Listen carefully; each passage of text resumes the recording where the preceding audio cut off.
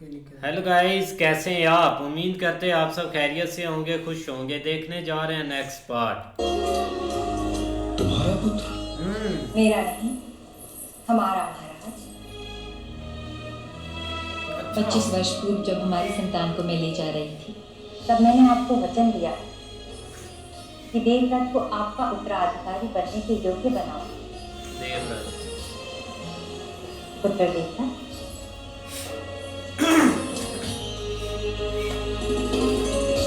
ये बेटा है इनका।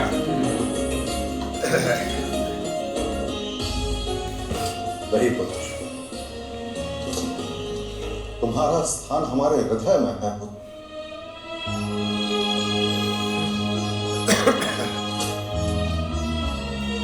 तुम नहीं जानते पुत्र,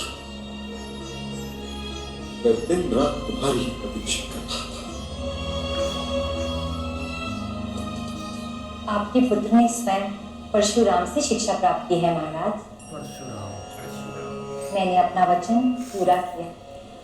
गंगा अपना वचन कभी नहीं तोड़ती।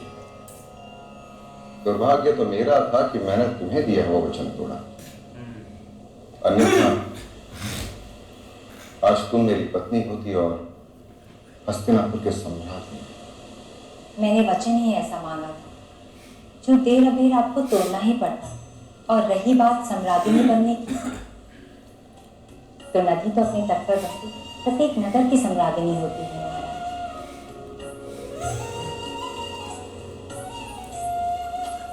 माते, मैं तुमसे अंतर नहीं कर रही हूँ। तुम जब भी मुझे बुलाओ मैं प्रकट हो जाऊंगी। जाओ, अब अपने पिता के साथ जाओ। उनकी सेवा ही तुम्हारा जीवन कार्य है। जो आ गया माते।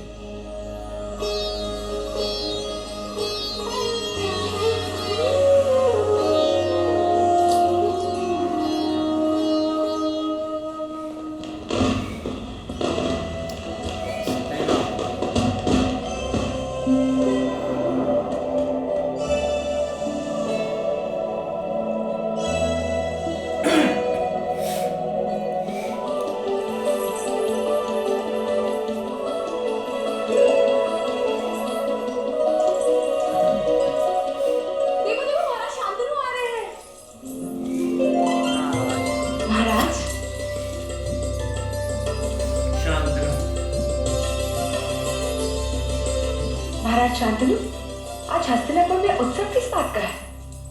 आज मेरा पुत्र लौट आया है सत्यवती। सत्यवती, ये है सत्यवती।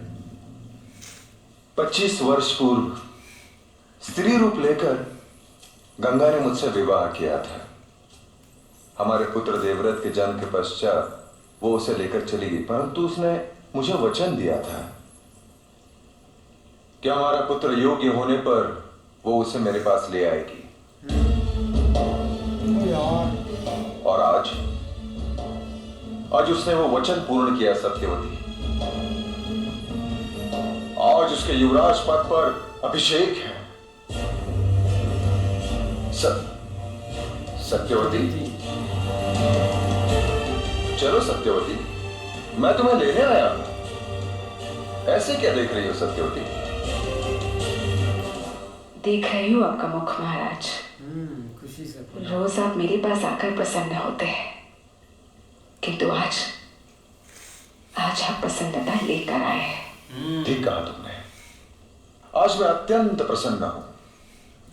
मैं शीघ्र ही देवव्रत को राजा घोषित करूंगा।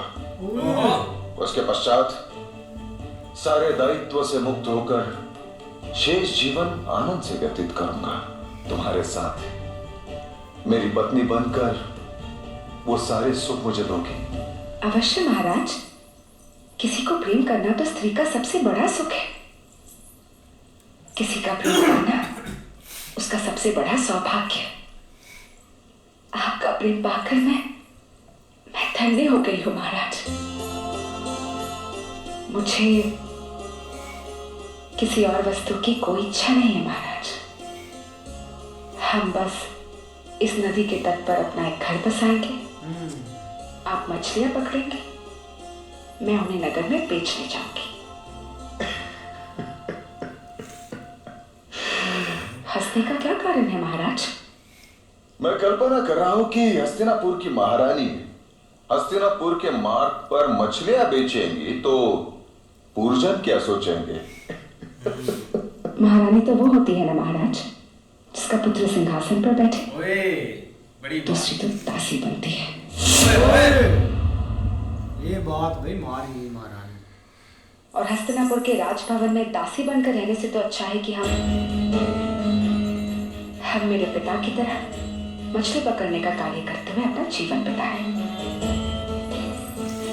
कोई आशा करके मैंने आपसे प्रेम नहीं किया था महाराज, किंतु मुझे मेरा सम्मान अत्यंत प्रिय है, क्योंकि आपकी पत्नी बनने के बाद मेरा सम्मान ही आपका सम्मान है महाराज।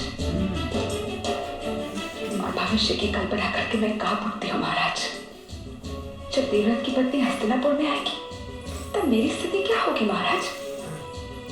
यहाँ तो मैं मछुआरों के राजा की कन्या, किंतु हस्तिनापुर में मैं राजा की सौतेली माँ बनूंगी।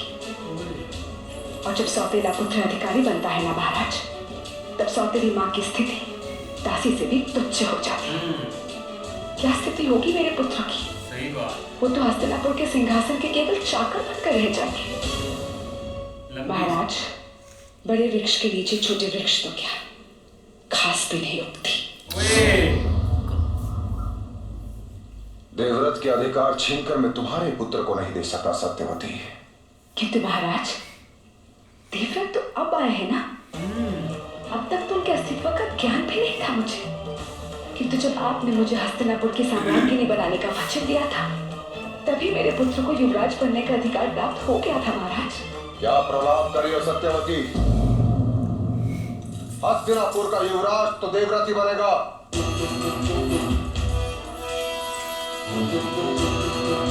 फिर तो मैं असहाय हूँ महाराज। आप अपने पुत्र का राज्याभिषेक कर लीजिए, फिर यहाँ आ जाइएगा। किंतु हस्तिनापुर में मैं रहूंगी तो केवल साम्राज्ञी बनकर। स्वर्ण वंश के लालसा ने तुम्हारे हथेली से रक्त बहाया था सत्यवती। ये लालसा हृदय से रक्त बहाएगी।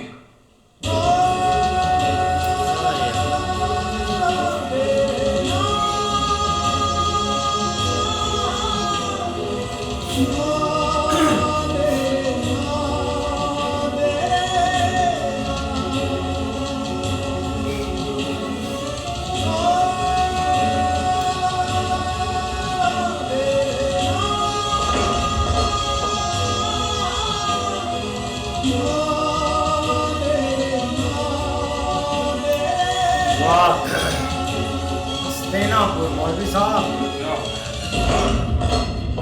इधर सारी स्टोरी होनी है स्टार।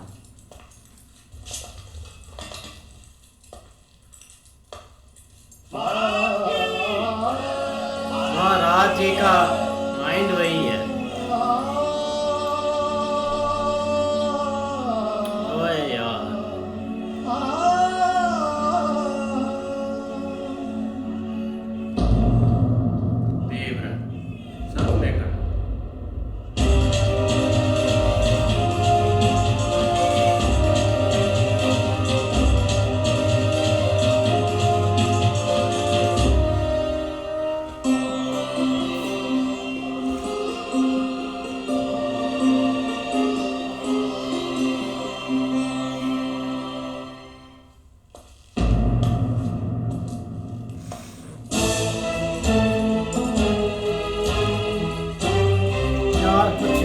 फैसला करना सोच समझ।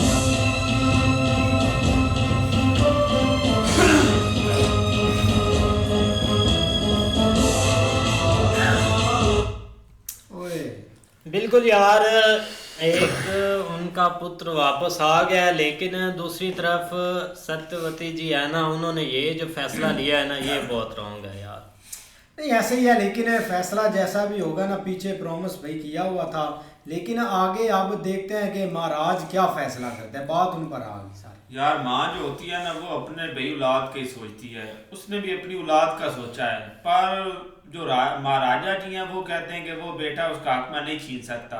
पर अब देखो अब फैसला करना क्या बनता है। भाई सत्यवती तो भाई उधर तितलियां पकड़ रही थी, लेकिन जब महाराजा जी आए हैं ना तो भाई उन्होंने जो बात की है तो उन्होंने बोला है कि मेरा जो पहला बेटा है ना वो वापस आ गया है। तो भाई उस वक़्त सत्यवती जो है ना वो थोड़ा सा नर्वस हो गई है कि ये क्या हो गया है, क्योंकि मैंने तो अपना जो बेटा है उसको उधर अपना बनाना था बादशाह, तो ये तो अब काम खराब हो गया। तो उसने भैया बोल दिया है कि हम इधर ही रहेंगे, हम उधर जाएंगे ही नहीं। महाराज परेशान। महाराज भाई जब गया तो सत्यवती ने भाई कहा कि आप पहले तो इतना खुश नहीं होते थे, जब मुझसे मिलते थे तब खुश होते थे, तो आज पहले ही भाई इतना खुश हो। तो उसने बोला कि आज मेरा बेटा मिल गया मुझे। तो तब भाई सत्यवती जो है परेशान हो गई है कि इसका बेटा कहाँ से आ गया है। तो उसने कहा कि मेरी पहली बीवी जो है ना उसका बेटा है और उसे भाई महाराजा बनाऊंगा। नहीं बिल्कुल ऐसे ही है, लेकिन अब मसला ये है कि महाराजा के ऊपर भाई एक बहुत बड़ी जिम्मेदारी आ गई। जहरी बात है वो भी उनकी वाइफ है और उन्होंने भी ये सोच रखा था कि जैसे मेरी आगे भाई औलाद होगी उनमें से कोई राजा बनेगा, लेकिन इधर उनका भाई एक बेटा भी आ चुका है। अब देखो आगे फैसला क्या लेते हैं, ये देखने वाला होगा। बिल्कुल देखते हैं नेक्स्ट। तब तक के लिए गुड बाय, टेक केयर।